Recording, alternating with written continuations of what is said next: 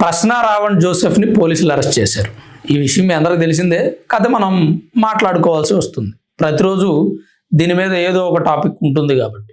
ఎందుకంటే ప్రస్తుతం ఆంధ్రప్రదేశ్లో హాట్ టాపిక్ అయినటువంటి అంశం ఇదే. చాలామంది ఏమంటారంటే ప్రశ్న రావణ్ అంత ఇంపార్టెంట్ అయినటువంటి క్యాండిడేటా, ఎందుకని న్యూస్ ఛానల్స్ అన్నీ ఇదే కవర్ చేస్తున్నాయి, అవసరం అంటారా అసలు ఆ సబ్జెక్టు అని చాలామంది అంటున్నారు. అవసరమా కాదా అనేది మీరు కామెంట్ చేయండి. ఎందుకు అవసరం అనేది కూడా నేను ఒక పాయింట్ చెప్తా. ఒకటి, ఎందుకు అవసరం అంటే అతను మాట్లాడిన మాటలను అనుసరిస్తున్న వ్యక్తులు మరికొంతమంది తనలాగా మాట్లాడితే ఏం జరుగుతుందో ప్రపంచానికి తెలియాలి. ముఖ్యంగా మన స్టేట్లో ఉన్నటువంటి అతని భావజాలం నచ్చినటువంటి వ్యక్తులకు తెలియాలి. ఎందుకు నేను ఈ మాట అంటున్నానంటే అంతమైపోయినటువంటి ముగిసిపోయినటువంటి నక్సలిజం మరలా పుడుతుంది అని చెప్పి ఎంకరేజ్ చేసినందుకు. మళ్ళీ మళ్ళీ పోరాటం పుడుతూనే ఉంటుంది, యుద్ధం కొనసాగుతూనే ఉంటుంది. బంగ్లాదేశ్లో లేఖినా కొడుకులు హిందువులు చనిపోతే ఎక్కడున్న హిందువులు ఫీల్ అవుతున్నారు అని అన్నందుకు. కుదరదు. ఎక్కడ బంగ్లాదేశ్లో పుట్టిన లేఖినా కొడుకులు హిందువులు వాళ్ళు కావాలంట. ఉగ్రవాదులకు మానవ హక్కులు ఉండవా అని అడిగినందుకు.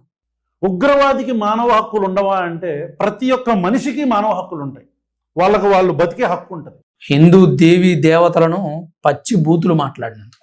రామాయణంలో అరే నా కొడక, రామాయణంలో సీతను వదిలేసిన రాముడి గురించి నువ్వు చెప్పి అది చేపించరా, ఈరోజు అగ్ని ప్రవేశం చేపించరా నా కొడక నువ్వు. ఇలా చేస్తే ఖచ్చితంగా తప్పే. అది అతను తప్పు చేశాడు, జైలుకి వెళ్ళాడు. అతనికి పడేటువంటి శిక్షలు ఏంటి, అతను ఎందుకు ఎంక్వైరీ చేస్తున్నారు, వాళ్ళ ఫ్యామిలీని ఎందుకు విచారిస్తున్నారు. గన్నవరం పోలీసులు హైదరాబాద్ తన యూట్యూబ్ ఛానల్ ఉన్నటువంటి ఆఫీస్కు వెళ్ళి అక్కడ ఉన్నటువంటి డేటాను రికవరీ చేస్తే రా ఫైల్స్ అంటే ఎడిటింగ్కు ముందు షూట్ చేసినటువంటి ఫైల్స్ ఉంటాయి కదా, ఎడిటింగ్కి ముందు పబ్లిష్ అవ్వడానికి ముందు షూట్ చేసిన తర్వాత ఉన్నటువంటి ఫైల్స్ని చెక్ చేస్తే దానిలో ఇంకా దారుణమైనటువంటి అబ్యూజ్డ్ లాంగ్వేజ్ ఉందంట. అంటే అతను హిందూ దేవీ దేవతల గురించి కానీ, దేశం గురించి కానీ, నక్సల్స్ గురించి కానీ, ఉగ్రవాదుల గురించి కానీ బలమైనటువంటి భావజాలం, తన గళం బలంగా వినిపించేటువంటి ప్రయత్నం చేసిన వీడియోస్ అన్నీ దొరికాయండి ఎంక్వైరీ చేస్తే. అండ్ అలాగే ప్రశ్న రావణ్ వైఫ్ని కన్నవరం పోలీసులు తీసుకొచ్చి విచారిస్తున్నారు. అసలు ఏమైనా చెప్పారా మీకు, ఏం తెలుసా అని. ఏం చెప్తారండి, అతను ఎందుకు చెప్తాడు? ప్రొఫెషనల్స్ వైఫ్కి తన ఆఫీస్ విషయాలు చెప్తారా? చెప్పరు కదా. ఫ్యామిలీ అంటే ఫ్యామిలీకి ఏం చెప్పగలరు?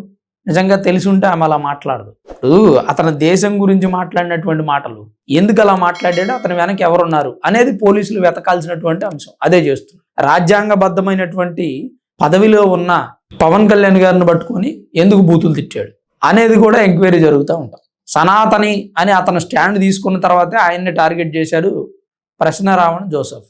దానికి కారణం ఏంటనేది కూడా లాగుతారు. అండ్ అలాగే బెంగళూరు నుంచి ఇతనికి ఈ సోర్సెస్ అన్నీ వచ్చాయంట. అంటే అతను ఏం మాట్లాడాలి, ఏం చేయాలి. బెంగళూరు నుంచి ఎందుకు వచ్చాయి సరే, అది వేరే విషయం. దాన్ని ఇంకా ఎంక్వైరీ చేస్తున్నారు, ఇంకా లాగుతారు.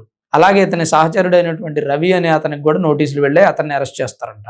దాంతోపాటు ప్రకాష్ రాజ్కి కూడా నోటీసులు వెళ్ళి అతన్ని అరెస్ట్ చేయబోతున్నారు అనేటువంటి వార్తలు కూడా వస్తుంది. ఇది బేసిక్గా ఉన్నటువంటి ఇన్ఫర్మేషన్.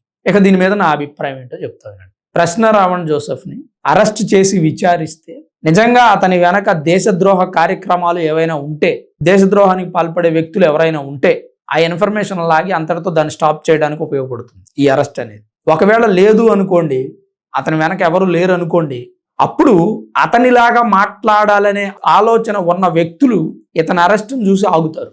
అంటే అతనిలాగా మాట్లాడడం అంటే ప్రభుత్వాన్ని ప్రశ్నించడం అని కాదు నా ఉద్దేశం. బూతులు మాట్లాడటం కానీ, ఒక ఘాటైన పదజాలంతో రాజకీయ నాయకులను తిట్టడం కానీ, నక్సలిజాన్ని, శత్రు దేశాలని, ఉగ్రవాదుల్ని సపోర్ట్ చేయడం కానీ అలాంటి మాటలు మాట్లాడకూడదు. మాట్లాడితే ప్రభుత్వం చట్టపరంగా చర్యలు తీసుకుంటోంది అని అతన్ని అనుసరించే కొంతమంది వ్యక్తులకు బుద్ధి వస్తుంది. ఏది జరిగినా మేలే, రెండింటి వల్ల కూడా ఉపయోగం ఉంది. అందుకే ప్రభుత్వం అరెస్ట్ చేసింది. ఇది ఒక పాయింట్. ఇక ప్రకాష్ రాజ్ గారి అరెస్ట్ అంటారా, ఆయన విమర్శలు చేయటం వరకు సద్విమర్శలే, బాగానే మాట్లాడతారు. కానీ కొన్ని అంశాల్లో దేశానికి, హిందూ మతానికి వ్యతిరేకంగా మాట్లాడినట్టుగా అనిపిస్తుంది. ఎందుకు మాట్లాడాలి దేశానికి వ్యతిరేకంగా? అవసరం ఏముంది? డీప్ స్టేట్లో భాగంగా మీరేమైనా ఉన్నారా అని ఎంక్వైరీ చేయడానికి కూడా ఉపయోగపడుతుంది. అండ్ అలాగే హిందూ మతాన్ని ఎందుకు అవమానించారండి? అవసరం ఏముంది? ఇప్పుడు ప్రకాష్ రాజ్ అనే వ్యక్తి కాంగ్రెస్ పార్టీ సపోర్టర్, అది ఆ విషయం అందరికీ తెలుసు. ఆయన ఇండివిజువల్గా పోటీ చేసినా, ఎలా చేసినా ఆయన కాంగ్రెస్ పార్టీ సపోర్టర్. అంటే హిందూ మతాన్ని టార్గెట్ చేశారు. మరి బీజేపీ పార్టీలో ఉన్న వ్యక్తులు కూడా క్రైస్తవ మతాన్ని, ఇస్లాంను టార్గెట్ చేసి, లేదా బీజేపీ పార్టీకి ఇండైరెక్ట్గా సపోర్ట్ చేసే వ్యక్తులైనా సరే క్రైస్తవ మతాన్ని, ఇస్లాం మతాన్ని అలా టార్గెట్ చేస్తే ఊరుకుంటారా? ఎవరైనా సరే ఊరుకోరు కదా. వాళ్ళ మీద తీసుకోవాల్సినటువంటి చర్యలు అయితే ఖచ్చితంగా తీసుకుంటారు. ఇప్పుడు ప్రకాష్ రాజ్ అనే వ్యక్తి ఎందుకు హిందూ మతం మీద, దేశం మీద విషం చెమ్ముతూ మాట్లాడుతున్నాడు? సద్విమర్శలే చేసిన ఆయన వెనక ఎవరున్నారు, ఎందుకు మాట్లాడుతున్నాడు అనేది అరెస్ట్ చేసి ఎంక్వైరీ చేస్తారేమో. మేబీ చేస్తే అప్పుడు ఎవరు లేరని తెలిస్తే ఓకే, ఎవరైనా ఉంటే దానికి సంబంధించినటువంటి చర్యలు తీసుకుంటారు. ఇక ప్రశ్న రావణ్ జోసెఫ్ అరెస్ట్ చేయడం కానీ, వాళ్ళ ఫ్యామిలీని తీసుకురావడం కానీ, లేదా అతని ఛానల్లో ఉన్నటువంటి డేటాను రికవరీ చేయడం కానీ, ఇవన్నీ కూడా అతని వెనక ఉన్నటువంటి వ్యక్తులు ఎవరో తెలుసుకోవడానికే తప్ప అతని మీద పర్సనల్గా పగ తీర్చుకోవడానికి అయితే కాదు అని నేను అనుకుంటున్నాను. ఎందుకంటే ఇతన్ని దళిత క్రైస్తవ శంకరావ సభలో మాట్లాడినందుకు అరెస్ట్ చేశారు అంటున్నారు. దళిత క్రైస్తవ శంకరావ సభలో మాట్లాడినందుకే అరెస్ట్ చేశారని అలా అనుకోవడానికి కారణం ఏంటంటే అప్పుడు పవన్ కళ్యాణ్ గారిని బూతులు తిట్టాడు కాబట్టి ఆ మాట మీద అరెస్ట్ చేశారనుకుంటున్నారు. అయితే ఇక్కడ ఇంకో ట్విస్ట్ ఉంది, రెండింటికి మధ్య కొంత గ్యాప్ ఉంది. పవన్ కళ్యాణ్ గారి అభిమానులు ఆయన మీద ఆ ఇన్సిడెంట్తో కేసు పెట్టారనుకున్నారు. కాదు, గతంలో ఎన్నోసార్లు అతను మాట్లాడిన మాటల మీద కేసులు పెట్టారు. మొన్న మాట్లాడిన మాటల మీద కూడా కేసులు పెట్టారు. అయితే ఆ కేసులన్నింటి మీద ఆయనకు బెయిల్ వచ్చింది. అది కాకుండా యూట్యూబ్లో అతను దేశానికి వ్యతిరేకంగా ఉగ్రవాదులకు సపోర్ట్ చేస్తూ నక్సలిజాన్ని గొప్పగా చూపిస్తూ మాట్లాడిన మాటలను గతంలో అన్ని తవ్వి కేసు ఎక్కడైతే పెట్టారో అక్కడ బెయిల్ స్టాప్ అయిపోయింది. అప్పుడు అతనికి రిమాండ్ పడింది. ఉపా చట్టం పెట్టింది కూడా అప్పుడే. అంటే ఇవే కేసులు గతంలోనూ ఉన్నాయి, కానీ ఇప్పుడే కాస్త బలపడ్డాయి. కారణం ఏంటంటే అతను చేసిన వీడియోలు. సో ఇది పరిస్థితి. ప్రశ్న రావణ్ జోసెఫ్ ప్రస్తుతం రిమాండ్లో ఉన్నాడు. అతని వెనక ఎవరున్నారు? సంఘ విద్రోహ శక్తుల, షెల్ కంపెనీల, డీప్ స్టేట్ కుట్రన, మరి ఇంకెవరైనా వ్యక్తుల, లేదా అసలు ఎవరూ లేరా? ఇతను ఏదో నోటుకొచ్చినట్టుగా నోటుతోలతో వాగాడా అనేది విచారణలో తేలుతుంది. తేలే వరకు అతను బయటికి రావడం అయితే జరిగే పని కాదు.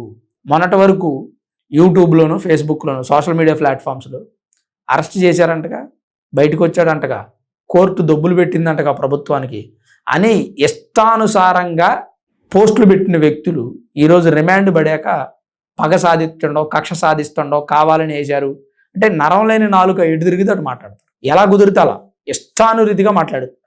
అతనికి బెయిల్ వచ్చినప్పుడు ఒక కామెంటు, రిమాండ్ పెడితే ఒక కామెంటు, విచారణ జరుగుతుంటే ఒక కామెంటు, అతను బయటికి వస్తే ఒక కామెంటు, రాకపోతే ఒక కామెంటు. నిన్నటి వరకు వైఎస్ఆర్సీపీ పార్టీ వాళ్ళు ప్రశ్న రావణ్ జోసెఫ్ని ప్రభుత్వం అరెస్ట్ చేయడం తప్పు, రాంగ్ అది అన్నారు. ఇప్పుడేమంటున్నారంటే ప్రశ్న రావణ్ జోసెఫ్కి మాకేం సంబంధం లేదు, అతను టీడీపీ అతను అంటున్నారు. సో ఈ విషయం గురించి మనం నెక్స్ట్ వీడియోలో మాట్లాడదాం. ప్రశ్న రావణ్ జోసెఫ్ని వైఎస్ఆర్సీపీ పార్టీ వాళ్ళు తోసేస్తున్నారు బయటికి. మా సంబంధం లేదులే, ఇక మాకేంటి సంబంధం, ఎవరిని అసలు అన్నట్టుగా బిహేవ్ చేస్తున్నారు. ఆ విషయం గురించి కూడా మనం నెక్స్ట్ వీడియోలో డిస్కషన్ చేసే ప్రయత్నం చేద్దాం.